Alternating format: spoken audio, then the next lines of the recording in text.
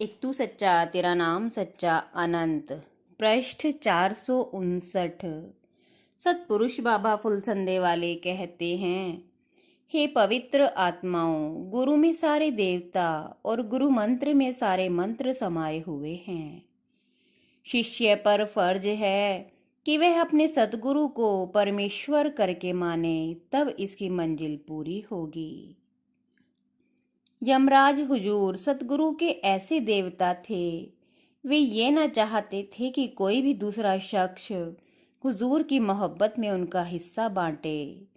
एक बार निरंकार देवता हुजूर सतपुरुष के साथ भोजन करने में शामिल हो गए। यमराज से ये बर्दाश्त ना हुआ, वे बीच में ही उठकर चले गए।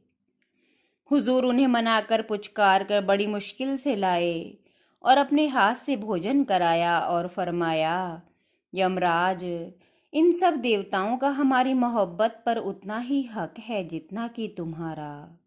इसमें नाराज होना या भड़क उठना या रकीबों या शौकनों जैसी जलन करना ठीक नहीं है। और ये सुनकर सारे देवता हंस पड़े। यमराज जी भी गर्दन नीची किए हुए धीरे धीरे मुस्कुरा रहे थे। हुजूर ने उनका हाथ चूम लिया। स्वर्ग तो बनाया तूने देवताओं के वास्ते, आदमी पैदा किया गम उठाने के वास्ते। फुलसंदे वाले बाबा रहम करो परमेश्वर के वास्ते, तेरे दर पे सर झुका दिया है सदा के वास्ते। नीरू पुत्री श्री टीकम सिंह, गांव साहलीपुर। पूरा परिवार गुरुमुख था और जी जान से हुजूर सतगुरु के चरणों में समर्पित था। 25 मई को नीरू की तबीयत कुछ खराब सी हुई। वो आकाश में ताकती रही। एक प्रकाश पुंज को उसने अपने निकट देखा, जिसमें हुजूर सतगुरु आकाशचारी देवताओं के साथ विराजमान थे। खुली आंखों वह घंटों तक उस कौतुक को देखती रही। हुजूर सतगुरु उसे आशीष देकर देवताओं सहित अदृश्य हो गए। बहारों के मौसम सोते रहे और वक्त खिजा में रहे मजबूर। अफसोस क्यों आ गए चमन में, होता है दिल में ख्याल पैदा।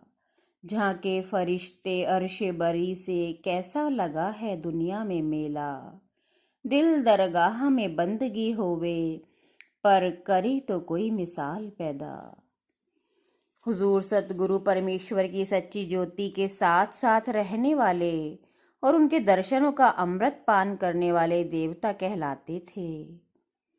वे दुनिया में परमेश्वर की तरफ से अपनी आराधना और स्तुति करने वालों में थे और मानो कुदरत के हुक्म से वे उनके साथ थे। हुजूर अपने माता पिता का बहुत ज़्यादा एहतराम यानी आदर करते थे।